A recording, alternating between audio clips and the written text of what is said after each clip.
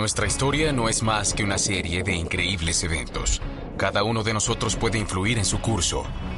Desde el nacimiento de un imperio de 1000 años, hasta el ocaso de una civilización floreciente. Desde el genio creativo de un puñado de hombres, hasta una revolución cultural global.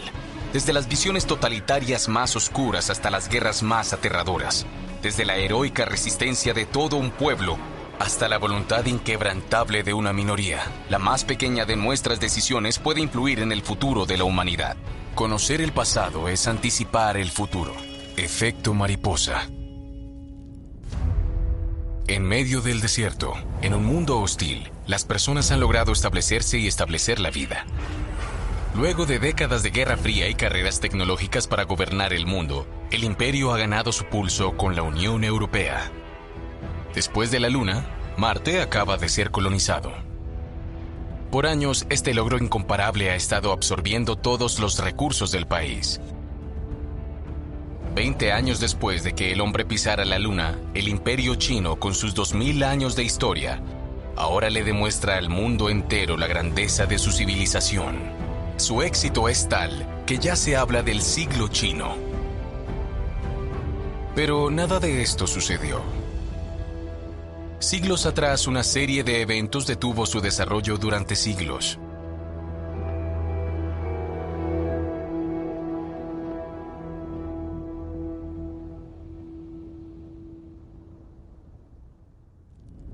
Gengis Khan, el imperio de las estepas. 1174, Mongolia. El jefe de un clan es envenenado por una tribu rival. Muere frente a su pequeño hijo, cuyo nombre es Temujin. Varios años después, docenas de jinetes atacaron un campamento nómada. Se llevan un cautivo, una magnífica mujer. Su nombre, Borte. 1214, Pekín es tomada y saqueada por los mongoles. En el transcurso de los siguientes años, China perderá un tercio de su población. Estos tres eventos dramáticos están conectados. Son momentos cruciales en la vida de un conquistador único en la historia de la humanidad, Gengis Khan. Veamos por qué. Mongolia a finales del siglo XII. Temujin, un niño, ha perdido a su padre, envenenado por un clan rival. Mientras estaba vivo, su padre era un famoso guerrero y el más grande de los jefes mongoles. Muerto, él no es nada. Tampoco su familia. Su esposa y sus 7 hijos deben valerse por sí mismos. Abandonados en medio de las estepas barridas por el viento, están condenados a una muerte segura. Temujin tiene 9 años. Su nombre significa el que golpea al acero. Mongolia ofrece condiciones de vida extremas. Encajado entre el círculo polar al norte y el desierto de Gobi al sur, experimenta temperaturas de menos 20 grados en invierno y más de 22 en verano. La tierra es dura, pero su gente lo es más.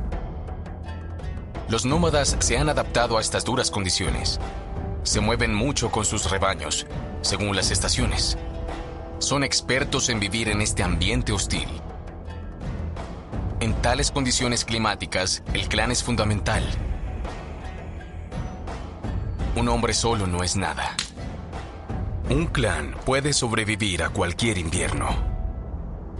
¿Cómo te las arreglas cuando eres una mujer sola con 7 hijos, sin rebaños, en medio de una tierra llena de lobos?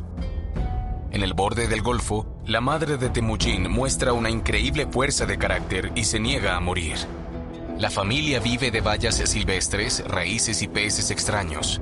Todos trabajan por la supervivencia del grupo. Bueno, casi todos. Uno de los hermanos de Temujin toma su ración de pescado por la fuerza. La familia está en peligro. Temujin no puede permitir esto. Debes elegir: vivir juntos o morir solos. Bienvenidos a la memoria de la humanidad.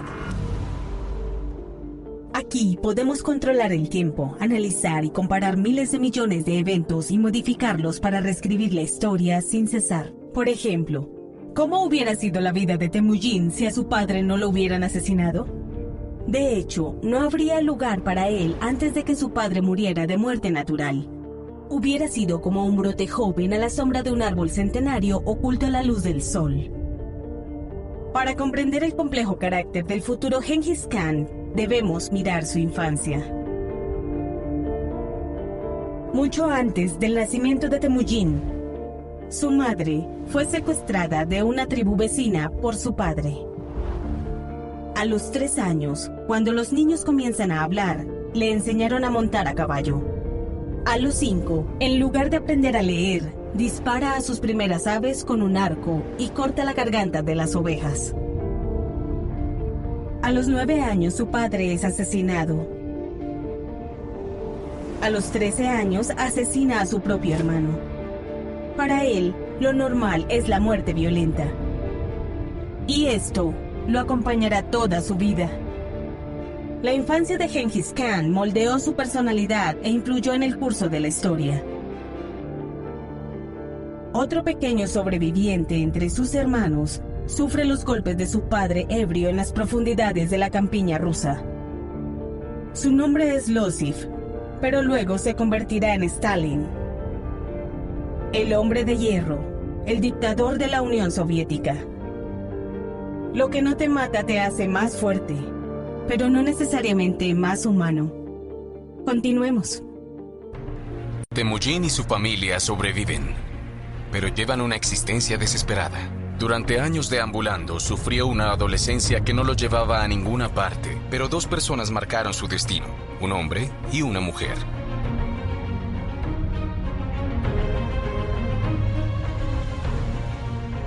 Primero, Hamuka, su amigo de la infancia, que se convertirá en su hermano de sangre. Y para los mongoles, esta idea es muy poderosa y sagrada.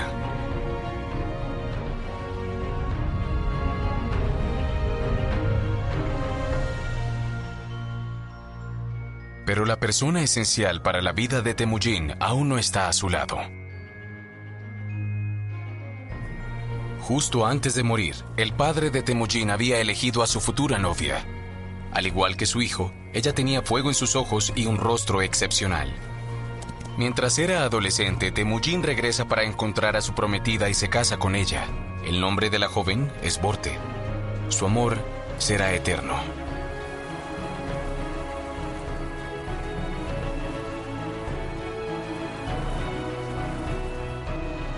Borte se gana el oído de su marido. Su consejo es sabio, sus argumentos irrefutables. Temujin siempre escuchará a Borte. Pero por el momento, la pareja vive feliz con su rebaño. Es en este momento que un evento alterará el curso de la historia. Docenas de jinetes de repente aparecen de la nada y los atacan. Es una cuestión de venganza. Incluso después de décadas, un mongol nunca olvida una afrenta. Y el joven Temujin ahora paga por las acciones de su padre. Solo tiene segundos para hacer una elección: quedarse, defender a su esposa y morir, o huir y dejar que Borte sea capturada. Con dolor en su alma, huye. Pero hace un juramento. Un día levantará un ejército, recuperará a Borte y vengará esta humillación con sangre. Un mongol nunca olvida una afrenta. Su corazón clama venganza. Pero él no puede hacer nada. No tiene un ejército. Entonces llama a su amigo de toda la vida, su hermano de sangre, Hamuka. Temujin puede no ser nadie, pero ahora Hamuka es un temible caudillo. Él tiene un ejército y acepta ayudar a su hermano de sangre.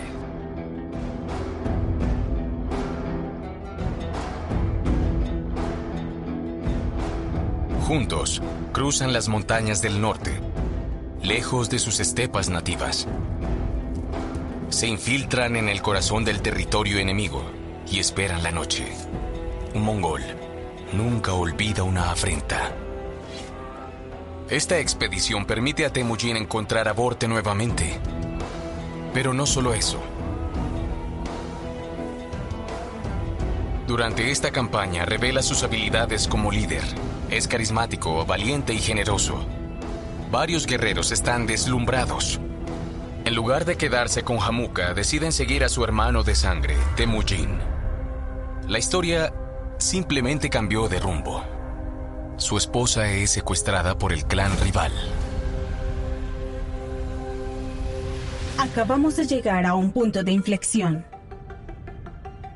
Un punto de inflexión es un evento crucial, una encrucijada en nuestra historia en la que el mundo gira de un lado a otro. El joven Temujin ama a Borte con todo su corazón y no puede soportar la idea de vivir sin ella. Para encontrarla, construye alianzas, forma un ejército y se prepara para la batalla. Este episodio destacará su extraordinario don de mando. Los guerreros lo escuchan y lo siguen. Pero también aparece otro lado de su carácter. Temujin ejecuta a todos los secuestradores, incluyendo a sus esposas y a sus hijos. Cuando secuestraron a Borte, sus enemigos despertaron la violencia que dormía en su interior. La temible máquina de guerra ahora está en movimiento y no hay nadie capaz de detenerla. La historia acaba de dar un giro dramático. Temujin se convierte en un gran jefe, amado y respetado. Entre los nómadas, el puesto de jefe es precario. No naces jefe, te vuelves uno por mérito personal. Y es difícil seguir siéndolo. La incompetencia no se tolera, ni la debilidad, ni la fortuna.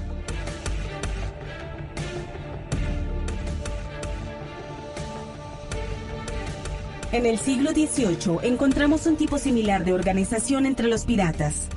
Con los piratas, el capitán de un barco es elegido por la tripulación. Si resulta incompetente o pierde la confianza de sus hombres, puede ser expulsado o peor. Para convertirse y seguir siendo un jefe, un mongol debe combinar autoridad, competencia, generosidad y, además, tener la suerte de su parte. Todo un arte. Regresemos al curso de los eventos.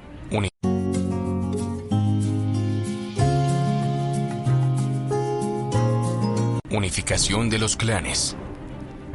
Los años que siguen son una lista interminable de batallas, traiciones y masacres. Durante este periodo, Mongolia es ocupada por varias tribus. Mongoles, pero también merquitas, tártaros o queraitas. Se han odiado por generaciones. En la antigüedad, los hombres fuertes podían unir a todas las tribus e imponerse como señores soberanos. Se los conocía como Khan. Luchando hombro a hombro, Temujin y Hamuka buscan revivir este poder ancestral. Saben que una vez unidas, las tribus serán invencibles. Sin embargo, solo puede haber un Khan. Eso es lo que Borte le explica a su esposo. Y él siempre escucha a Borte. Los dos hermanos de sangre se convierten en enemigos jurados y se hacen la guerra el uno al otro. Hamuka es un buen guerrero, pero un pobre jefe. Mordaz y cruel, pierde el respeto de sus tropas. Al mismo tiempo, Temujin bebe de la misma agua fangosa que sus hombres. Él cree en la lealtad y el mérito. Bajo su mando, los simples soldados pueden convertirse en generales. Los rumores corren por toda la estepa, difundiendo la leyenda de Temujin. Finalmente, en una gran asamblea, los jefes del clan lo nombran soberano. Se convierte en el nuevo Khan. Pero debe defender este título. El nuevo Khan aún tiene una considerable oposición, en particular Hamuka, su hermano de sangre. Los dos hombres pelean durante largos años. Temujin sufre derrota tras derrota. Su poder debió verse amenazado, pero sucede lo contrario. Más poderoso que las armas, el carisma de Temujin aumenta en sus filas. mientras que la crueldad de Jamuka lo aísla un poco más cada día. El hermano de sangre, exhausto y solo, finalmente es entregado.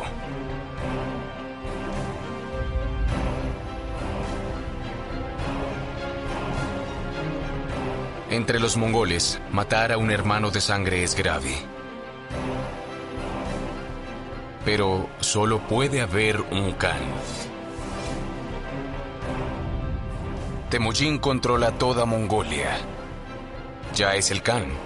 Y ahora se proclama a sí mismo Genghis Khan, el jefe supremo. Con Mongolia unida, Genghis Khan se encuentra a la cabeza de un formidable ejército.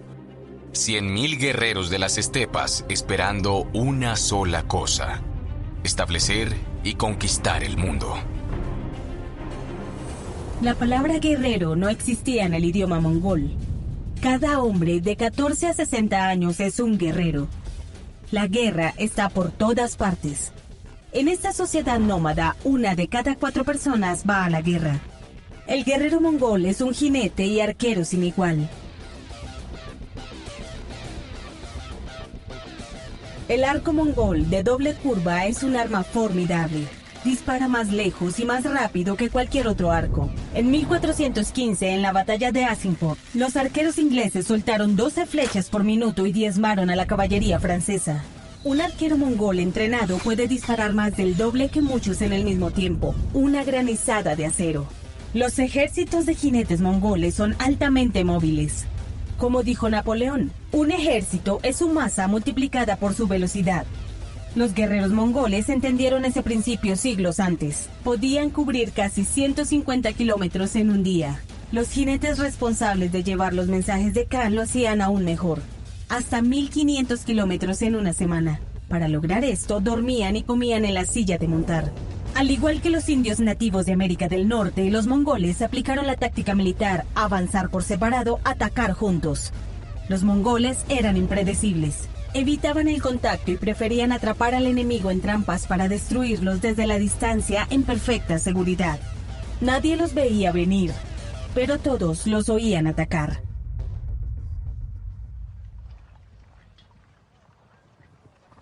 Cuando tienes un ejército, buscas enemigos. Temujin, ahora Genghis Khan, prenderá fuego en el resto del mundo.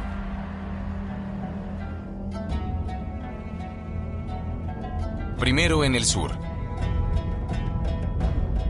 Las historias de Mongolia y China siempre han estado conectadas. Los emperadores chinos siempre han tratado de dividir a las tribus mongolas para vivir en paz.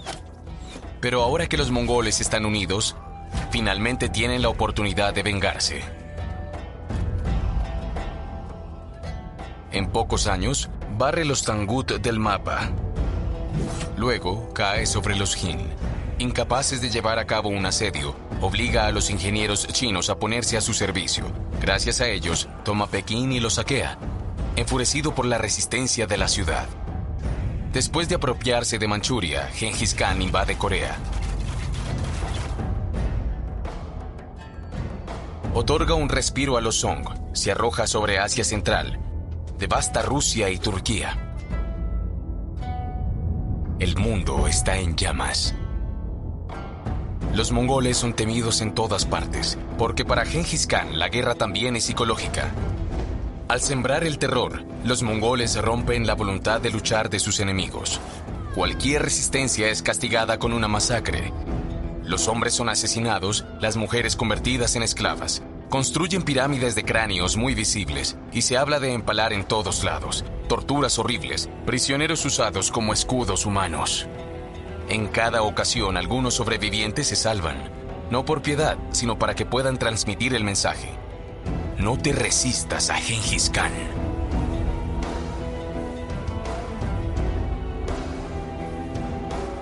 La receta, aunque inhumana, es horriblemente efectiva.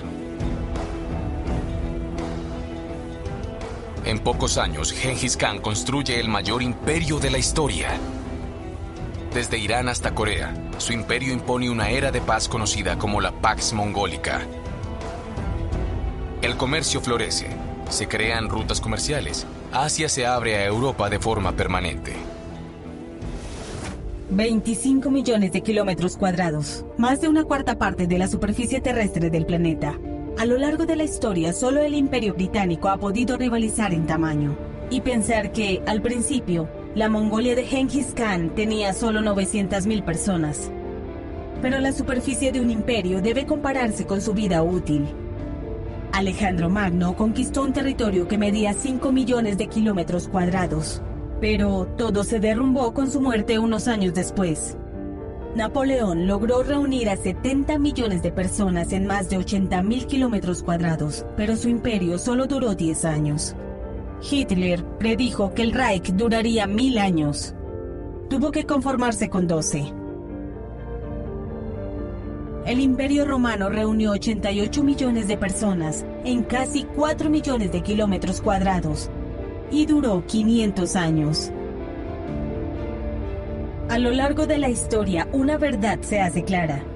Los imperios que duran no son aquellos que solo dependen de la fuerza. Son los que promueven el desarrollo humano. Entonces, ¿qué pasó con el imperio de Genghis Khan? Exhausto, Genghis Khan finalmente muere a la edad de 72 años. Detrás de él, decenas de millones de cadáveres. La destrucción está en una escala sin precedentes. Los chinos tenían un dicho: todo lo que los mongoles no comprenden lo destruyen. Y lo mismo ocurrirá con los sistemas de riego y las bibliotecas. Genghis Khan no buscó conquistar el mundo. Él deseaba devolver la tierra a sus amos legítimos, los mongoles. Pero irónicamente, las guerras de Genghis Khan arruinarían completamente su propio país. Con una población pequeña, Mongolia ve a todos sus hombres ir a la guerra solo para regresar durante un periodo de extrema dificultad. Las conquistas mongoles no terminan con la muerte de Genghis Khan. Sus descendientes continúan el trabajo en los próximos años.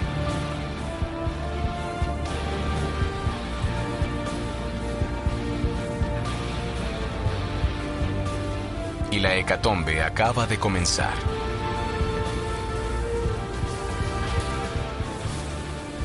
En China, devastada por la guerra, las condiciones de salud son desastrosas. El vasto territorio se convierte en sede de una terrible epidemia, la peste negra. Destruirá a China durante años, pero no solo a China. Transmitida por las pulgas, la enfermedad aprovecha la Pax mongólica. Gracias al comercio y a la ruta de la seda, la epidemia se extiende por toda Europa, donde invade las ciudades, infecta el campo y envenena las aldeas. En 4 años, la peste negra extermina a 1/3 de la población de Europa. El continente tardará 200 años en recuperarse. Pero esa es otra historia.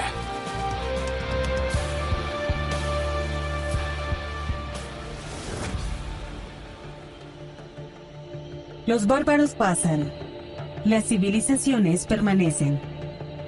Los mongoles llevaron a cabo la mayor invasión que China haya visto jamás, pero no la única. Desde el comienzo de los tiempos, los guerreros mongoles han barrido China, hasta el punto que China finalmente construyó una muralla para proteger el país.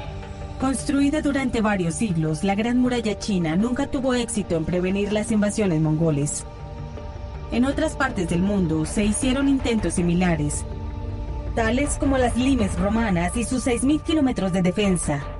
Eso también falló contra la invasión germánica. Más cercano a nuestra época, el muro de Berlín intentó preservar un modelo económico al dividir a Alemania en dos.